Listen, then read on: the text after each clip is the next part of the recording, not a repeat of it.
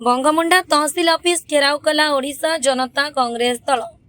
बंगमुंडा तहसीलदार को मनमुखी कार्य विरोध में तहसील ऑफिस घेराव करिछि ओडिशा जनता कांग्रेस दलर बंगमुंडार तहसीलदार को मनमुखी कार्य शैली और साधारण लोकंकु दुर्व्यवहार करुथिबाकु नै आज शुक्रवार विरोध करिछि ओडिशा जनता कांग्रेस दलर सदस्य पक्षरु जोरदार प्रतिरोध करा जायछि।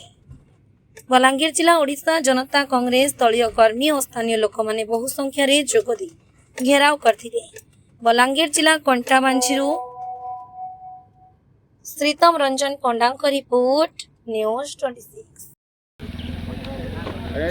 बंगमुंडा तहसील ऑफिस जेन घेराव करथिले से बाबत रे किछि कहू। आज आमे बलांगीर जो ओडिशा जनता कांग्रेस तरफ बंगमुंडा तहसील ऑफिस घेराव करथिनु। हमर मुख्य दाबी गुड़ाक है जे झलप पंचायत सालेबरड गाँव में खेल पड़िया नहीं न एवं से लगी तहसीलदार के कलेक्टर के बहुत थर आम युवक भाई मैंने आसिक भेटी थे किंतु सेनर किसी फलाफल नहीं मिली जार फल आमर डिमांड आज भी रोचे सालेबरड गाँव में गोटे खेल पड़िया दि जाऊ और पिला मैंने जनता खेलवार लगे उपकृत हे से लगे आज घेरटा होता।